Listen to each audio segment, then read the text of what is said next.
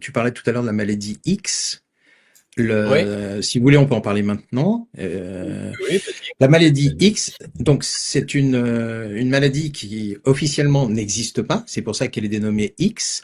En 2018, elle a été déclarée par l'OMS maladie prioritaire. Et donc, Oui, avec les modifications les amendements que soulignait Michel tout à l'heure, il y a notamment l'article 2 du RSI. Ils ont ajouté un petit mot qui, là, est bien en gras, celui-là, mais oui, nous sommes au début, qui paraît absolument neutre et inoffensif. Ils ont ajouté dans l'article 2 du RSI, donc en parlant des pandémies, ils ont ajouté s'y préparer. Ça veut Oui. dire quoi? Ça veut dire que, comme le disaient et Michel et Frédéric, finalement, ils peuvent. Moi, ce à quoi nous nous attendons avec Jackie d'ici la fin de l'année, c'est que un vaccin sorte contre la maladie X. En plus, comme c'est une maladie que personne ne connaît puisqu'elle n'existe pas, il ne peut pas y avoir de traitement. Il ne peut pas y avoir d'autres traitements. Donc, du coup, la vaccination sera autorisée en procédure d'urgence.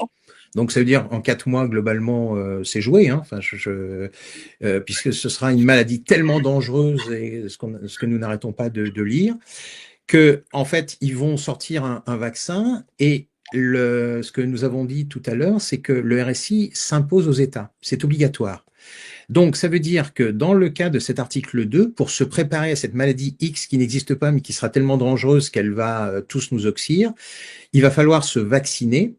Donc, qu'est-ce que nous allons constater? Nous allons retrouver la situation Covid, mais puissance 1000 cette fois. Peut-être que justement, cette maladie X qui n'arrivera pas, il faudra se faire vacciner, je ne sais pas, 3 fois par an ou tous les mois, justement pour être à jour, ou le millésime, il y aura millésime 2025, 2026, etc., etc.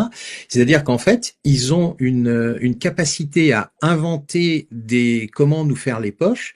Effectivement, comme disait Michel, ce sont des bandits de grand chemin. Le problème, c'est que ce sont eux qui font la loi, la police et la justice et tout ce qui va avec. Et la maladie X, franchement, c'est exactement. Enfin, tu vois, je rebondis sur ce que toutes ont dit, c'est que en retouchant de pas grand-chose l'article 2 en ajoutant simplement s'y préparer. Donc avant, il fallait lutter contre une pandémie qui était déclarée. Maintenant, il faut s'y préparer. Donc c'est ça. Et c'est astreignant pour les États. Donc en fait, si la direction de l'OMS dit voilà, vous devez acheter des millions, des dizaines de millions, des milliards de doses de cette maladie X, les États ne pourront pas s'y opposer, sauf à quitter l'OMS. Mais il y a un délai, il y a un délai. Exactement. Mais, Et c'est mais alors, si ce qui était préparé. effarant, Pardon, c'est si qui était- préparé, c'est sûr, mais c'est aussi si cette pandémie est susceptible d'arriver. C'est comme oui, si elle est déclarée ou susceptible d'être déclarée. c'est bien arrivé. C'est Mais ce que alors, je veux dire, c'est la ce qui est effarant, c'est que la totalité des pays de la planète, en fait, ne s'oppose pas, toujours pas, à l'OMS. Ça, c'est quand même incroyable. Ça montre quand même le lobby, la puissance des lobbies pharmaceutiques. Parce que quand même, il y a eu entre 2019 et aujourd'hui, il y a eu effectivement cette période de crise, entre guillemets, sanitaire. Avec quand même tout ce que nous savons aujourd'hui, c'est-à-dire comme dégâts, comme milliards dépensés en liquide frauduleusement appelé vaccin, etc., etc., avec d'énormément d'effets secondaires, donc de décès aujourd'hui et d'incapacité et d'invalidité dus à ces liquides frauduleusement appelés vaccins. Et malgré cela, les pays continuent à ratifier le traité, là par exemple ce nouveau traité sur les pandémies, continue à supporter l'OMS, et là on finit par se dire, mais Non, mais si, c'est normal. C'est normal. En fait, les États délèguent des experts qui évidemment, pour être experts, sont forcément, je vais pas dire pieds et poings liés à Big Pharma. Donc, et s'ils veulent continuer à être experts pour les États, et c'est manifestement une place qui vaut la peine Ouais. d'être acceptée. Et en fait, d'ailleurs, dans le livre, on souligne l'Union européenne, enfin la Commission européenne l'a fait, et pourtant, donc saluons cette initiative, c'est le registre de transparence des lobbies. C'est-à-dire que Ouais.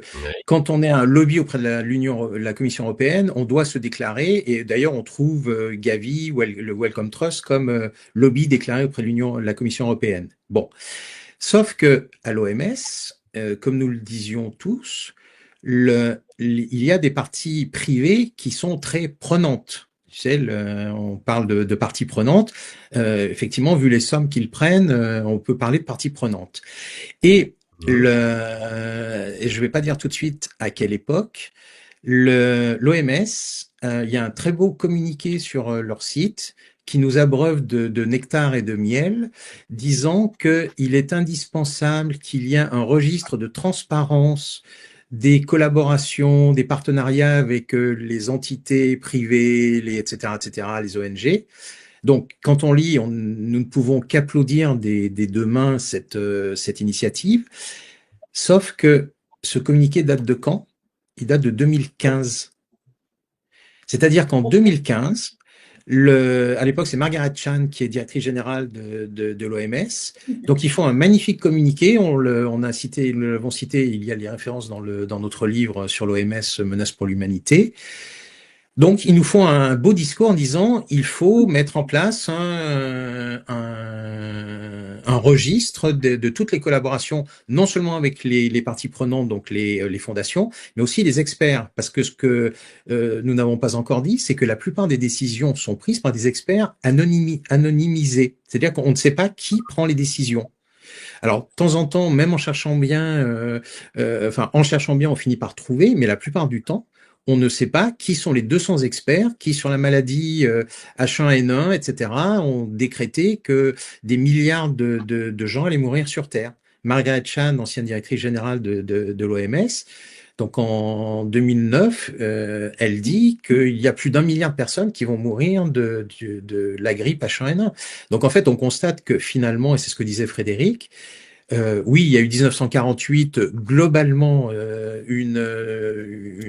un beau projet, mais ça date pas du Covid, hein, que c'est devenu ça. En fait, on peut l'identifier à la fin du siècle précédent, à la fin du XXe siècle, où Big Pharma a définitivement pris le pouvoir au sein de l'OMS.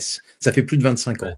Je ne sais pas ce ce que vous en pensez, mesdames, mais globalement, c'est les années, c'est début des années 90, quoi.